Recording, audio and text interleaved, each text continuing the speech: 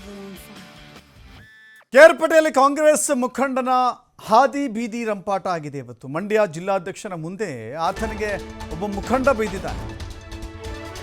ಇದು ಮಂಡ್ಯದ ಕಾಂಗ್ರೆಸ್ ಮುಖಂಡರ ಕಾಂಗ್ರೆಸ್ ಕಾರ್ಯಕರ್ತರ ಹಾದಿ ಬೀದಿ ರಂಪಾಟದ ಕಥೆ. ಇದು ಜಿಲ್ಲಾಧ್ಯಕ್ಷನ ಮುಂದೆನೇ ಆತನಿಗೆ ಬೈದುಕೊಂಡಿದ್ದಾರೆ ಪರಸ್ಪರ. ಸ್ಥಾಯಿ ಸಮಿತಿ ಅಧ್ಯಕ್ಷ ಸ್ಥಾನ ನೀಡದಿದ್ದಕ್ಕೆ ಪುರಸಭೆ ಸದಸ್ಯನಿಂದ ರಂಪಾಟ ಶುರುವಾಗಿದೆ. ನೋಡಿ, ಚಿಕ್ಕ ಪುಟ್ಟ ಗಲಾಟೆಗಳು ಎಷ್ಟು ದೊಡ್ಡ ಮಟ್ಟಕ್ಕೆ ಸುದ್ದಿ ಆಗ್ತವೆ ಅನ್ನೋದಕ್ಕೆ ಮಂಡ್ಯದ ಪುರಸಭೆ ಇಲ್ಲಿ ಸಾಕ್ಷಿಯಾಗಿ ನಿಲ್ತಾ ಇದೆ. ಸ್ಥಾಯಿ ಸಮಿತಿ ಅಧ್ಯಕ್ಷ ಸ್ಥಾನ ಕೊಟ್ಟಿಲ್ಲ ಅಂತ ಹೇಳಿ ಆತ ಪುಂಡಾಟ ಮಾಡಿದ್ದಾನೆ. ಪುರಸಭೆಯ ಸದಸ್ಯ KC ಮಂಜುನಾಥ್ ಎಂಬಾತನಿಂದ ಬೀದಿ ರಂಪಾಟ ಆಗಿದೆ. ಕೇರ್ಪೇಟೆಯ ಪುರಸಭೆಗೆ 4 ಬಾರಿ ಆಯ್ಕೆಯಾಗಿದ್ದ. ಮಂಡ್ಯದ ಕೇರ್ಪೇಟೆ ಪುರಸಭೆ ಇದು 4 ಬಾರಿ ಆತ ಆಯ್ಕೆಯಾಗಿದ್ದ. 4 ಬಾರಿ ಆಯ್ಕೆಯಾಗಿದ್ದರೂ ಕೂಡ ಆತನಿಗೆ ಯಾವುದೇ ರೀತಿ ಆಯಕಟ್ಟಿನ ಸ್ಥಾನಮಾನ ಸಿಕ್ಕಿರಲಿಲ್ಲ.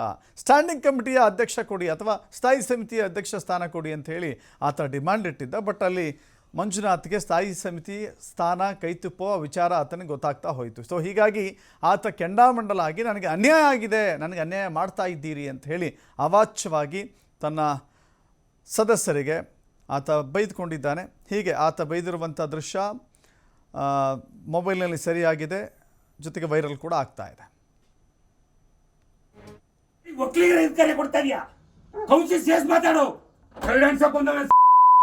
ನನ್ನ ಮಗ ಚಂದ್ರಶೇಖರ ಅಧಿಕಾರ ಕೊಡಿಸ್ಕೊಂಡು ಯಾರಿಗಾರಿ ಉಳಿಸ್ ಮಾತಾಡಿದೀಯ? ಕೌನ್ಸಿಲ ಉಳಿಸ್ ಮಾತಾಡಿದೀಯ ಹೇಳು.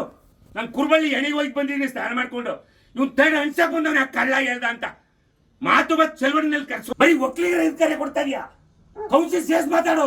ಕಳ್ಳ ಅನ್ಸಕ್ ಬಂದವನ ನನ್ನ ಮಗ ಚಂದ್ರಶೇಖರ ಅಧಿಕಾರ ಕೊಡಿಸ್ಕೊಂಡು ಯಾರಿಗಾರಿ ಉಳಿಸ್ ಮಾತಾಡಿದೀಯ? ಕೌನ್ಸಿಲ ಉಳಿಸ್ ಮಾತಾಡಿದೀಯ ಹೇಳು. ಜಿಲ್ಲಾಧ್ಯಕ್ಷ ತಾಲೂಕು ಅಧ್ಯಕ್ಷರುಗಳು ನೀವು ಆ KBC ಮಾತು ಕೇಳ್ಕೊಂಡು ಹಾಳು ಮಾಡ್ತಾ ಇದ್ದೀರಾ. ದಳದ ಜೊತೆ ಮೈತ್ರಿ ಮಾಡ್ಕೊಂಡಿದ್ದೀರಿ. ದಳದವ್ರ ಕಷ್ಟ ಈಗ ಹಿಡೀರೋ, ನನ್ಗೆ ಅನ್ಯಾಯ ಆಗದೆ ಹಿಡೀರೋ. ಇವ್ರು ಬ್ಲಾಕ್ ಅಧ್ಯಕ್ಷ ಜಿಲ್ಲಾಧ್ಯಕ್ಷರು ಅನ್ಯಾಯ ಮಾಡವ್ರೆ.